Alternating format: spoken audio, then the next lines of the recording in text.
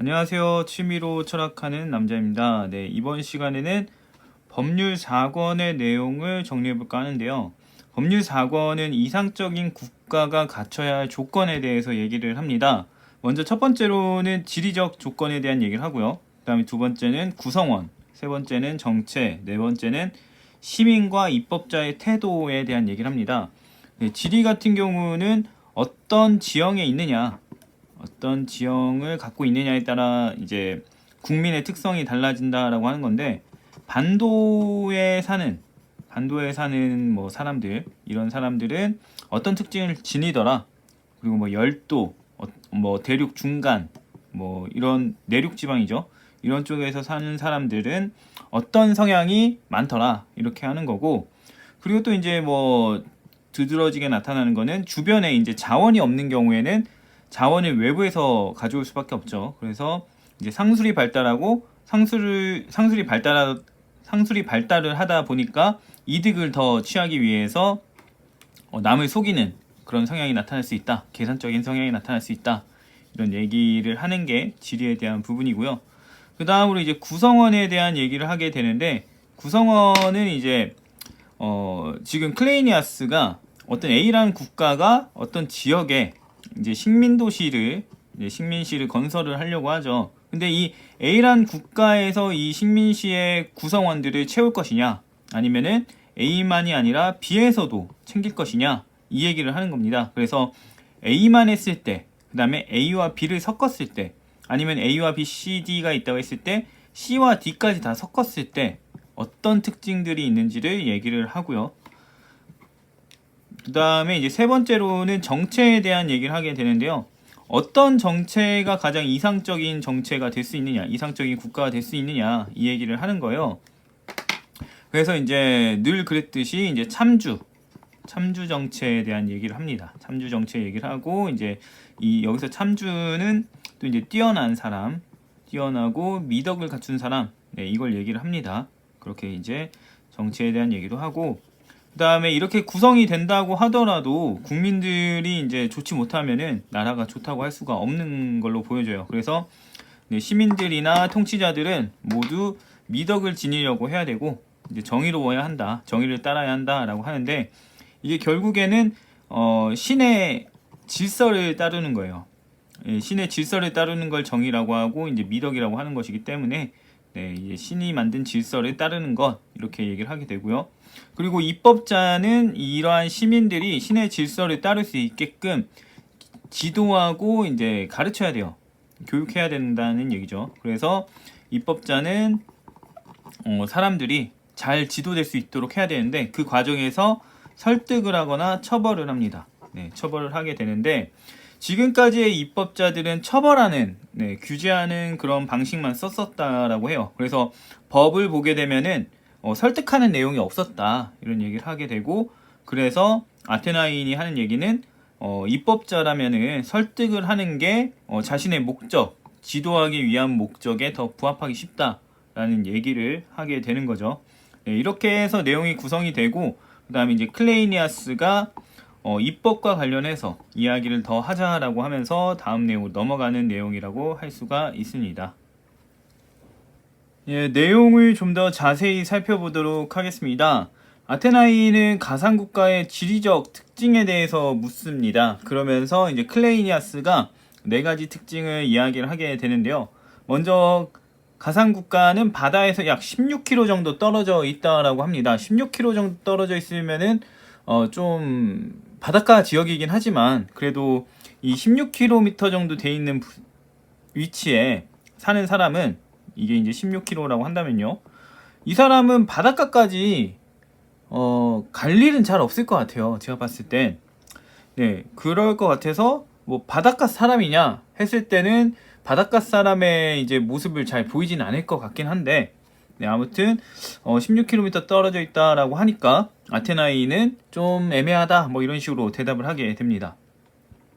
그리고 이제 두 번째 특징으로는 훌륭한 항구를 지녔다, 이런 얘기를 하게 되고요. 그 다음에 세 번째로는 주변에 다양한 자원이 있는 지리적 특징을 지녔다. 그리고 마지막으로는 평야가 적은 울퉁불퉁한 지형을 지니고 있다, 이런 얘기를 합니다. 이렇게 얘기를 하니까 이제 아테나인이 여기에 대한 평가를 하게 되는데요. 네, 뭐라고 평가를 하게 되냐면은 바다 근처에 있고 항구를 지녔기 때문에 문제가 될 수 있다라고 합니다. 왜냐면은 상술이 발달할 수 있는 무역 때문에 상술이 발달할 수 있는 환경에 놓여져 있기 때문인 거죠. 근데 그나마 다행인 거는 자원이 많기 때문에 자원이 많기 때문에 외부 자원에 의존하는 경향이 적어지고, 그렇다 보니까 상술 발달이 좀 기존의 것보다 자원이 적은 경우보다 덜 발달할 것이다, 이런 얘기를 하는 거죠. 풍족하니까. 풍족하니까 그렇다라고 얘기를 하게 됩니다. 근데 만약에 바다 근처에 있으면서 항구를 지녔고 자원이 없는 환경이라면 어떻게 되느냐? 앞서 말한 것처럼 상술이 발달하게 되고 외부 자원을 어떻게든 끌어와야 되는 거예요. 끌어와야 되고, 그렇기 때문에 좀 더 계산적이게 되고 좀 더 이득을 챙기려고 하게 되고, 그렇다 보니까 남을 속이게 되고 기만하게 되는 상황에 놓이게 된다. 그렇다 보니까 미덕을 지키는 것보다 실리를 추구하게 된다, 이런 얘기를 하게 됩니다. 그래서 실리를 추구하는 경향 생기고 악덕한 모습이 나타난다, 이렇게 얘기를 하는 거죠. 그리고 이제 네 번째 특징인 평야가 적은 울퉁불퉁한 지형에 대한 얘기를 하게 되는데, 지형이 평야가 적다 보면은 잉여 생산물이 적어진다는 거죠. 잉여 생산물 같은 경우는 부로 이어지죠. 왜냐면은 내가 먹고 남은 걸 남한테 파니까 그만큼에 대한 어떤 재산이 생길 거 아니에요. 그래서 이제 부가 생기게 되고, 부가 생기게 되면은 부를 최고의 선으로 생각하는 경향이 생길 수 있다는 거예요. 부가 있으면은 모든 것들을 대부분의 물질적인 것들을 다 구매할 수 있으니까 부를 이제 우선시하는 이런 경향이 생기게 된다라고 합니다. 그런데 가상 국가는 어떻다? 울퉁불퉁한 지형이 적다. 그러면은 이런 부가 쌓일 만한 이런 상황도 적겠죠. 그렇기 때문에 가상 국가는 미덕적으로 이제 크게 나쁘지 않다. 이 사람들이, 이곳에 사는 사람들이 미덕을 갖추는데 그렇게 나쁜 조건은 아니다, 라는 얘기를 하게 됩니다. 그리고 나서 이제 아테나이는 가상 국가의 목재가 많은지를 묻게 됩니다. 그러니까 클레이니아스는 목재가 적다라고 얘기를 하게 되는데요. 목재가 적으니까 이제 그거 괜찮은 일이다 라고 합니다. 왜 그러냐면은 목재라는 거는 이제 선박의 재료가 될 수가 있는데요. 선박의 재료가 적다는 걸 의미하고, 그렇다 보니까 해군이 발달할 리가 없다라는 얘기로 이어지는 거예요. 그러면서 미노스와 아테네에 대한 얘기를 합니다. 이거는 따로 살펴보시면 될 것 같고요. 아무튼 결과적으로는 해군에 대해서 비평을 합니다, 아테나인이. 그래서 해군은 배로 도망치는 경향이 있다. 무태에서 막 열심히 싸우다가 배로 도망치는 경향이 있더라, 라는 얘기를 합니다. 그래서 이제 도망치는 거를 그렇게 수치스럽게 생각하지 않는다, 이렇게 하는 거죠. 그래서 용감함과는 거리가 먼 모습을 보여주기 때문에 좋지 못한 군인이다, 이런 얘기를 하는 것 같아요. 그리고 그 다음에 해전에서 승리를 하는 경우에 이 승리가 과연 온전히 전사의 덕으로 승리한 것이냐 라고 했을 때 그렇지 않다는 거예요. 그럴 수밖에 없죠. 왜냐면 배라는 것이 있을 때 여기 싸우는 사람들이 있다면은 노를 젓는 사람들도 있어야 되거든요. 그리고 노를 젓는 사람들을 이제 지도하는 사람도 있어야 되고, 배를 조종하는 사람도 있어야 되겠죠. 그렇기 때문에 이 해전의 승리는 온전히 이 싸우는 병사로 인한 승리가 아닌 거예요. 그러니까 승리에 대한 이제 명예를 누군가한테 부여를 해야 되는데, 이 전사한테만 하는 게 아니라 이 사람한테도 해야 되고 이 사람한테도 해야 되는 상황에 놓이는 거죠.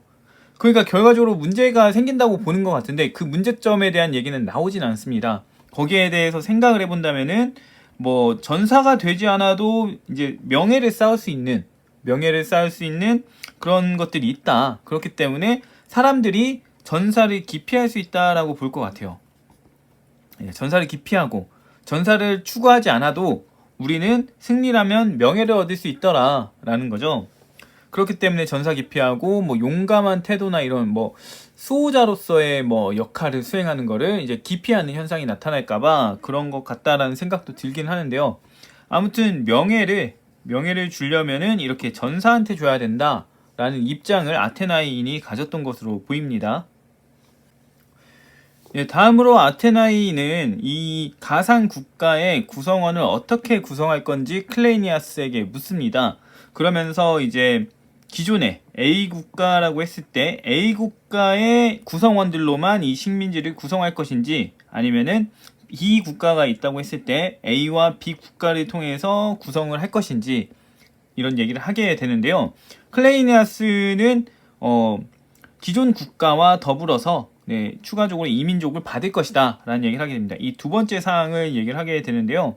이러니까 아테나이는 우려를 표합니다. 그러면서 단일 국가에서 온 사람들로 구성이 된다면은 법, 말, 관습, 종교가 같기 때문에 연대감을 형성하기 좋다라고 합니다. 그렇다 보니까 이제 통일된 국가 운영이 가능할 수 있다라고 보는 건데요. 그런 상황에서 이민족이 끼게 된다면, B라는 국가의 사람까지 여기에 차지를 하게 된다면, 그렇다면은 법, 말, 관습, 종교가 다르기 때문에 충돌이 생길 수 있다라고 하고요.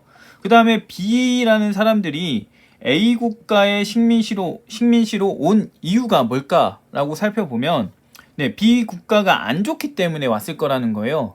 왜냐면은 자기가 이제까지 살던 터전을 벗어나는 일은 그렇게 좋은 일이 아니기 때문에 그 사람들이 자기가 살던 터전을 벗어나야 됐던 어쩔 수 없는 나쁜 이유가 있을 것이고, 그로 인해서 왔을 것인데, 그렇단 얘기는 B 국가가 가진 관습이나 법, 체제가 뭔가 문제가 있었단 얘기예요. 그렇기 때문에 자기가 살기 좋은 삶의 터전을 버리고 왔다라는 이야기가 되고, 그래서 이 B라는 그 곳에서 온 이주민들 같은 경우는 법과 말, 관습, 종교를 지녔지만 좋지 못한 것을 지녔을 확률이 있다라고 판단을 합니다. 그렇기 때문에 좋지 못한 것을 가지고서 이제 다른 관습으로 변화시키기가 어려우니까 입법자나 통치자는 이 사람들을 우리가 지금 만드는 법과 규율에 따르게끔 하기가 너무 좀 어려워지는 상황에 놓인다고 합니다. 이 기존에 자기가 알고 있던 B나라의 이 법과 말과 관습, 종교를 고수하려다 보니까 그렇다. 그래서 좀 어려움이 따르는 것이다 라고 얘기를 합니다. 그리고 나서 이제 아테나이는 차라리 A 국가, B 국가, C 국가, D 국가, 뭐 다른 국가들이 다 좀씩 모여가지고 있게 되면은 결국 다 다르기 때문에 결국 모두가 살기 위해선 통일해야 된다. 관습, 말 이런 것들이 통일되어야 한다라는 입장에 대해서 공감하고 쉽게 이제 또 따를 수는 있다라고 하는데, 문제는 너무 다양하니까 다양해질수록 우리가 통일된 행동을 보이게끔 이렇게 다루기가 어려워진다라고 합니다. 그래서 이제 이런 곤란함이 있다라고 얘기를 하게 되죠. 구성원에 관해서 아테나이는 여러 민족으로 구성된 국가는 다루기 힘들다라고 했습니다. 그렇다 보니까 이제 아테나이인이 하는 얘기가 기술적으로 훌륭한 입법자가 필요하다라고 하게 되는데요. 지금 제가 봤던 이제 천병희 번역의 책에서는 기술적으로 훌륭한 입법자가 아니라 이제 미덕을 지닌 입법자가 필요하다, 이런 얘기를 하게 되고, 나남 출판사의 이제 번역 같은 경우는 남자의 덕을 시험해 볼 수 있는 기회다, 남자의 덕을 갖춘 입법자가 필요하다, 이런 얘기가 나오게 되는 걸로 확인을 했습니다. 근데 사실 그렇게 보기는 좀 애매하고, 기술적으로 훌륭한 입법자가 필요하다 이렇게 보는 게 가장 좋을 것 같은데요. 왜 그러냐면 그 다음에 이제 얘기가 나오는 게 입법에 대해서 아테나인이 얘기를 합니다. 그러면서 신이 사건을 제공하고 이 사건에 대해서 법이 생기게 된다. 그래서 입법자가 구상한 대로 법이 생기는 게 아니더라 라는 얘기를 합니다. 입법자가 구상해서 생기는 게 아니라 신이 사건을 제공하면 그걸 타개하는 과정에서 법이 생기더라 라는 얘기를 하는 거죠. 그러면서 이 사건이라는 거에 대해서 질병 아니면은 전쟁 아니면은 빈곤 이런 것들이 있었죠. 그래서 이런 것들이 있다 얘기를 하는데, 예를 드는 게 뭐냐면요, 이제 신이 바다에 폭풍우를 제공합니다. 폭풍우를 일으킨다는 거죠. 그럴 경우에 기술이 뛰어난 항해사는 이 폭풍우 속에서 배를 안전하게 지켜낼 수 있고 승무원들을 지켜낼 수 있을 테죠. 만약에 그렇지 못한 존재가 있다면은 네, 폭풍우 속에서 그야말로 침몰해버리는 상황에 놓이게 될 거고요. 아무튼 그렇기 때문에 기술이 뛰어난 항해사가 있어야 한다. 네, 그래야 한다라고 얘기를 했는데 이거를 네, 이 민족의 여러 민족으로 구성된 국가의 경우에 적용을 시켜보면요. 신이 다양한 구성원의 국가를 제공합니다. 그러면은 이제 또 폭풍우와 같은 사건을 제공했다라고 할 수 있고요. 근데 기술이 뛰어난 입법자가 있다면은 이런 국가를 제공했음에도 불구하고 이상적인 국가가 될 수 있도록 네, 통일성을 가진 국가가 될 수 있도록 조치를 할 수 있다라는 거예요. 그렇기 때문에 여러 민족으로 구성된 국가가 있다라고 하면은 다루기 힘든 건 당연한데 그렇기 때문에 기술적으로 훌륭한 입법자가 있어야 한다라는 얘기를 한다고 볼 수가 있을 것 같습니다. 네, 이렇게 아테나이인이 훌륭한 입법자가 필요하다는 거를 얘기를 하면서 자연스럽게 정체에 대한 얘기로 이어지게 됩니다. 이성적인 국가는 어떤 정체여야 하는가에 대해서 이야기가 이어진다는 건데요. 일단은 예를 먼저 듭니다. 네, 항해사가 있다고 했을 때 앞서 항해사는 네, 신이 어떤 사건을 줬을 때 그 사건을 잘 마무리를 지을 수 있었죠. 그 항해사는 그러면은 최대한 노력을 덜 기울이면서 이제 안전하게 항해할 수 있는 그런 상황을 신에게 기원을 할 겁니다. 그래서 이제 항해하기 좋은 날씨를 기원하게 된다라고 할 수가 있는데요. 마찬가지로 입법자도 그럴 것이다 라고 하는 거예요. 입법하기 좋은 네, 국가나 정체를 가정하고 기원하게 될 것이다 라고 얘기를 하는 거죠. 그래서 입법자가 바랄 만한 신에게 기원할 만한 그런 정체, 국가는 무엇이냐 했을 때 참주정체라고 합니다. 그리고 이때의 참주는요, 지적으로 발달하고 미덕적으로도 발달한 존재여야 한다 이런 얘기를 하게 되는데요. 그래서 이제 클레이니아스는 이 답변을 듣고서 왜 그렇게 생각을 하냐라고 질문을 하게 됩니다. 이게 왜 그러냐면은 이 통치자가 한 명이었을 때 승인을 얻어야 되는 절차가 적어져요. 그리고 자기가 생각한 거를 실현하기가 가장 빠른 정체라고 할 수 있기 때문에 이런 정체가 돼야 되고요. 당연히 우리가 우려하는 것처럼 독재하거나 권력을 남용할 수 있기 때문에 참주는 지적이면서 미덕적으로 훌륭한 존재여야 한다라고 얘기를 하게 되는 거예요. 그래서 독재, 우리가 흔히 생각하는 독재적, 자기 이익만을 더 원하는 그런 참주가 아니라 지적이면서 미덕적으로 공정하고 정의로운 참주를 이제 바라게 된다라고 얘기를 하게 됩니다. 그리고 만약에 이 참주 정체가 됐는데 참주 정체를 가지고 있는데 이 참주가 좀 권력 남용을 한다 그러면은 그 기존의 통치자를 견제할 수 있는 추가적인 통치자를 두거나 정 안 되면은 계속해서 사람을 늘려라 이런 얘기를 합니다. 그러면서 권력을 견제해라 라고 하는데 그렇게 다수가 되게 되면요. 다수가 되면은 승인을 얻기 위한 절차, 설득하기 위한 절차가 너무 많아집니다. 그렇다 보니까 어떤 좋은 것이더라도 계속해서 수정되는 그런 상황에 놓이게 될 거고 결과적으로는 어떻게 된다?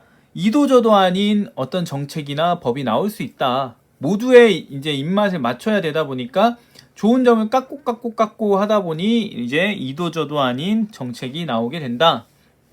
이렇게 얘기를 합니다. 그래서 이제 아테나이는 최대한 입법자와 통치자의 수가 1대1인 상황이 제일 좋은 것 같다라는 얘기를 하게 되는 거죠. 그러면서 아테나이는 우리가 과연 가상국가에 어떤 정체를 제공하려고 하느냐라는 질문을 하게 됩니다. 이에 대해서 클레이니아스와 메길로스는 정확하게 답을 못하게 되고요. 그래서 이제 아테나인이 설화에 대한 얘기를 합니다. 그러면서 이제 크로노스 시대에 대한 얘기를 하게 되는데 크로노스 시대에서는 이제 수호신이 인간의 통치를 했다라고 합니다. 그때 이제 뭐 평화롭게 하기도 하고 질서에 맞게 하기도 하고 정의롭게 하기도 하다 보니까 인간은 행복했었다라는 얘기가 나오는데요.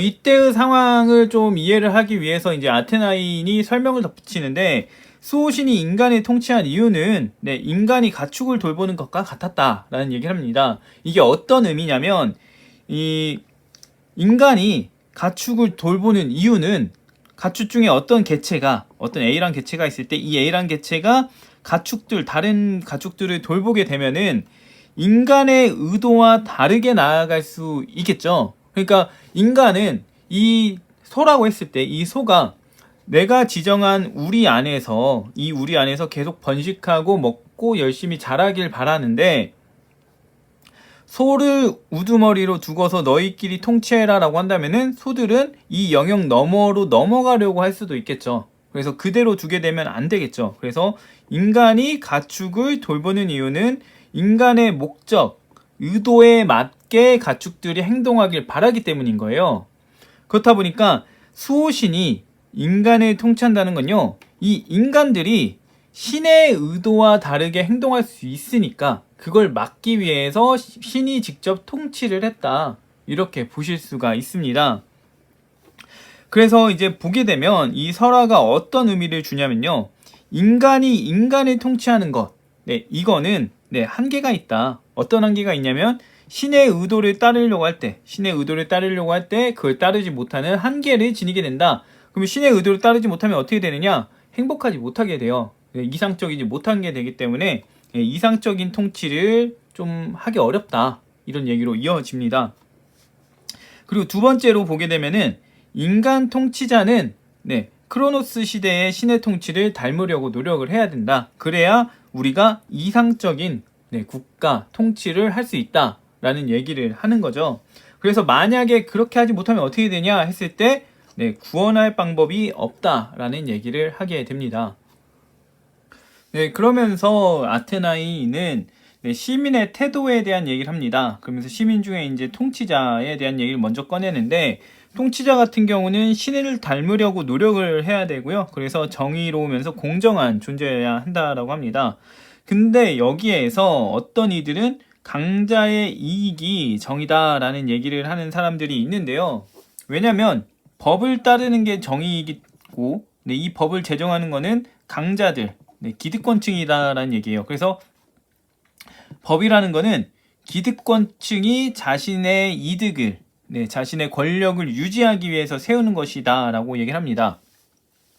그러니까 결국에는 강자의 이익에 대한 것이 법이 되고, 이 강자의 이익이 이제 결국 정의가 되는 상황에 놓이게 된다라는 거예요. 그래서 이걸 다르게 치환하면 특정 집단의 이익이 정의다라는 입장으로 이어집니다. 이건 국가에서도 이미 나온 적이 있는 입장이죠.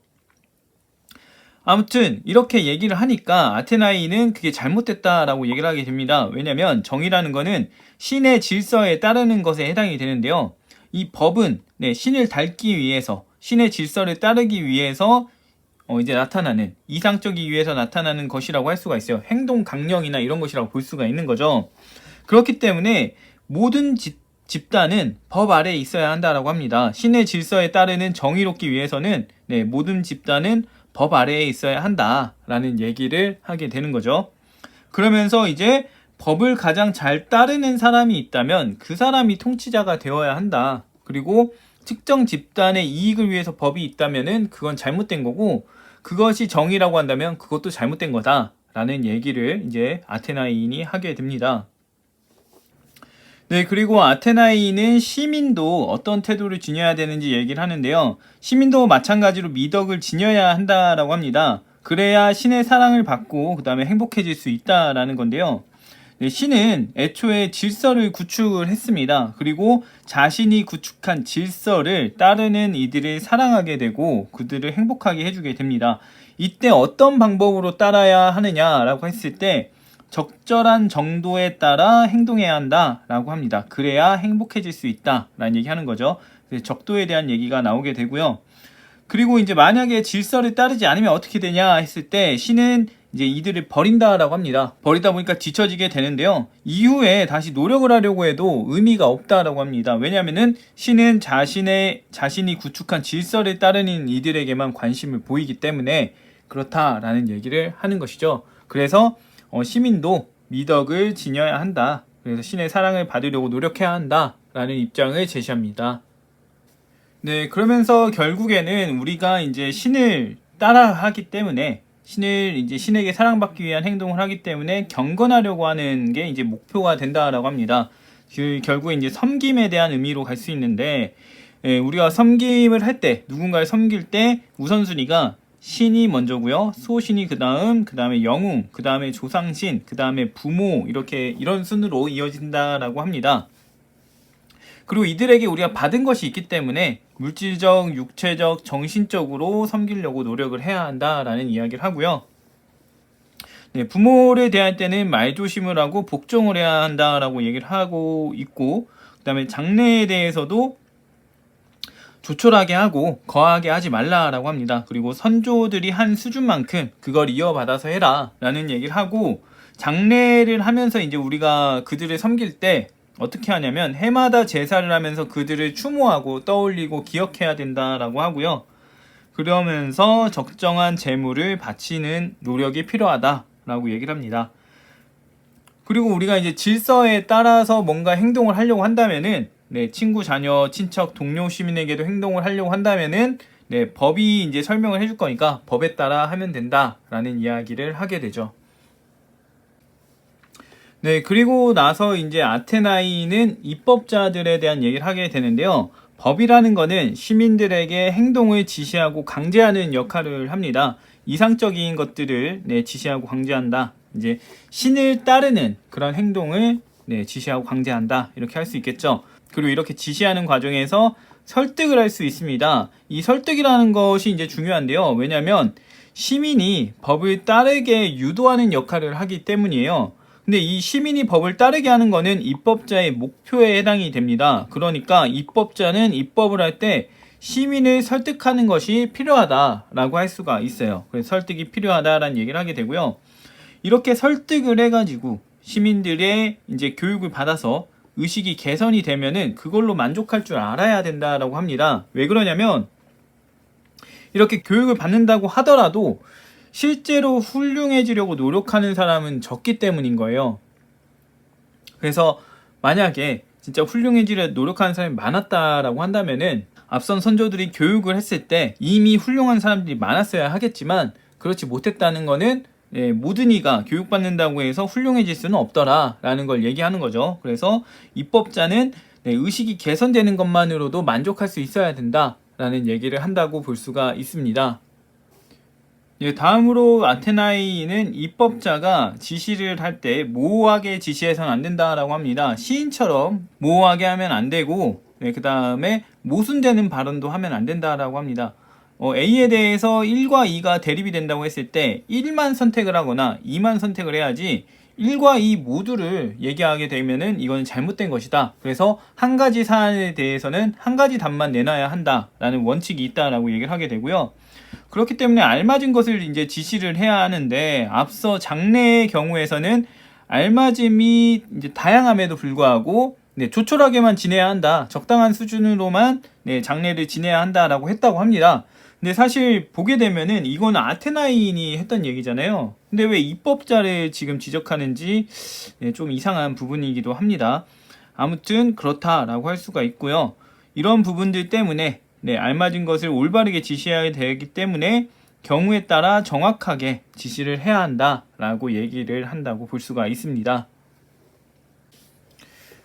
다음으로 이제 아테나이는 입법자가 이제 지시와 설득을 할 수 있다라고 얘기를 했잖아요. 그래서 이제 그게 입법에서 어떻게 적용될 수 있는지를 살피게 됩니다. 그러면서 이제 결혼에 대한 걸 살피는데, 결혼을 살피는 이유는 국가가 우선적으로 법을 제정한다고 생각했을 때 우선적으로 다룰 게 이제 출산과 관련된 부분, 사람들, 구성원들이 생기고 그런 것들을 어떻게 설정할 것인가 이런 것에 대해 다룬 거기 때문에 결혼에 대한 법률을 먼저 다뤄보자라고 합니다. 그래서 결혼에 대해서 이제 국가가 어떤 지시만 한다면 어떻게 될 수 있냐라면은 남자의 경우에는 30에서 35세 사이에 결혼을 해야 한다라고 합니다. 의외로 되게 늦은 나이를 얘기를 하고 있죠. 그리고 결혼을 하지 않는다면은 처벌해야 된다. 그래서 뭐 벌금을 물게 한다던가 아니면은 불명예를 안게 한다던가 이런 것들을 해야 한다라는 게 이제 지시만 했을 때의 내용이고요. 이 설득을 하게 되면 어떻게 하게 되냐면 남자가 30세에서 35세 사이에 결혼을 해야 한다는 건 동일합니다. 근데 왜 결혼을 해야 하는지를 이제 설명을 해줘요. 그래서 보면은 결혼이라는 거는 자손을 번식하기 위해 하는 거고요. 이 자손을 번식하는 행위는 인간이 영원한 불사를 닮으려고 하는 욕구에 해당이 됩니다. 욕구가 이제 실현이 되는 거죠. 그래서 이를 통해서 불사의 존재처럼 되는 그런 모습을 보일 수 있다라는 건데, 이건 유전자의 입장, 요새 말하는 유전자의 입장하고 같죠. 그래서 보게 되면 아무튼 신적인 것을 닮으려는 노력이라고 합니다. 영원이나 불사 같은 경우는 가사, 이제 생물이 닮을 수 있는 게 아니에요. 그 절대적인 존재가 할 수 있는 게 아니기 때문에 이 신만이 가능한 것이다 라고 볼 수가 있어요. 신적인 것이 갖는 속성이다 라고 볼 수가 있는데, 이 영원과 불사를 인간이 닮을 수 있는 방법이 뭐냐? 결혼해서 자식을 낳는 거더라 라고 하는 거죠. 그래서 신적인 것을 앞서서 뭐라 그랬죠? 닮아야 된다라고 했죠. 근데 닮으려고 하는 것이 이제 결혼이고 자손 번식인데, 결혼을 안 한다는 거는 신을 닮으려고 하지 않는다는 거죠. 그렇다 보니까 어떻게 되냐? 불경한 게 되고요. 불경한 게 되니까 처벌해야 되고, 그래서 벌금을 물게 하고 불명예를 줘야 한다라는 입장으로 이어지게 됩니다. 그래서 이렇게 두 가지의 경우를 놓고 봤을 때 과연 무엇이 더 나은 것 같냐라고 아테나인이 질문을 하게 되는데요.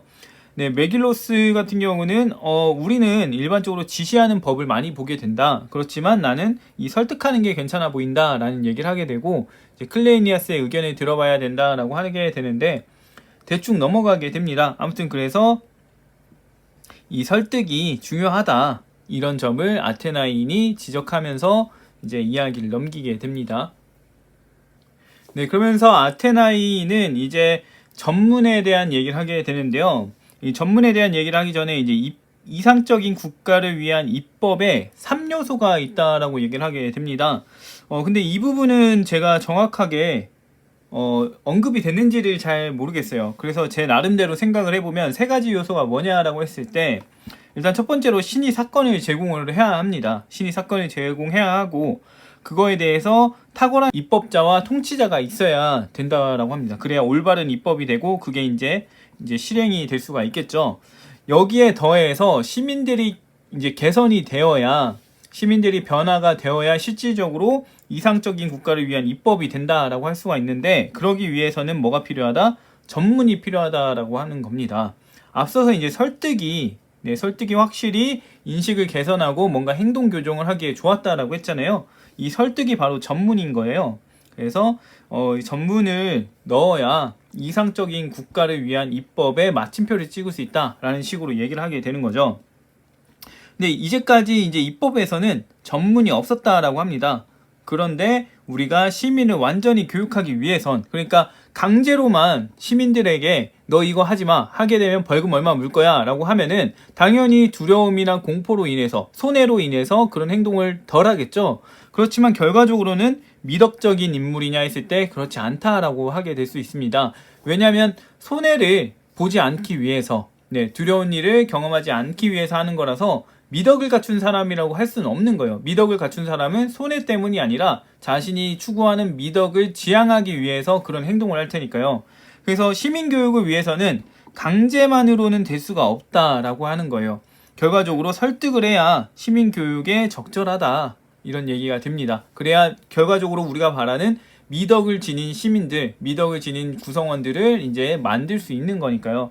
그래서 이제 아테나이는 전문을 반드시 넣어야 한다라고 하는데, 이 전문을 모든 법규에 다 넣을 수는 없다라고 합니다. 왜냐하면 너무 사소하고 너무 자명한 법들 같은 경우에도 설명을 넣을 수는 없는 거니까요. 그래서 이런 부분들은 판단을 해서, 입법자나 뭐 그런 사람들이 판단해서 넣을지 말지 결정해라 라고 하게 될 수 있는데, 이것도 좀 애매한 것 같습니다. 왜냐면은 그거를 좀 정해줘야 하지 않을까. 정하지 않으면은 입법자가 봤을 때 이것 좀 안 넣어도 된다 싶은 게 한 80% 90% 되면은 그럼 안 넣어도 된다는 얘기가 되잖아요. 그러니까 좀 주요한 요소, 어떤 골자 요소는 넣어야 한다, 이런 얘기를 해줬으면 더 좋았을 것 같긴 한데, 그렇게 되면 또 내용이 너무 많아질 것 같긴 합니다. 아무튼 이렇게 이야기를 하니까 이제 클레이니아스가 아테나인이 이제 얘기했던 것들에 대해서 잘 듣더니 지금 이제 입법에 대한 얘기를 더 하자라고 하는 걸로 보입니다. 그래서 신들에 대한 경배와 조상 섬김에 대해서 좀 더 할 얘기가 있는 게 아니라면 다른 주제로 넘어가자라고 하게 되는데요. 결과적으로 클레이니아스는 뭐 입법과 관련된 사항들을 확인하고 싶은 거기도 하겠지만 가상 국가, 우리가 세우기로 한 국가에서 어떤 입법을 해야 더 좋을까? 이게 좀 포인트가 있는 것 같아요. 그래서 클레이니아스는 아테나인에게 이렇게 얘기를 하게 되고, 아테나인은 그렇다면은 혼과 몸과 재산을 어떻게 돌봐야 하는지, 그리고 어떤 태도를 지녀야 하는지 이걸 살피자라고 얘기를 하면서 법률 4권의 내용이 맞춰지게 됩니다. 네, 여기까지가 법률 4권 내용이었고요. 다음 시간에는 법률 5권의 내용을 살펴보도록 하겠습니다.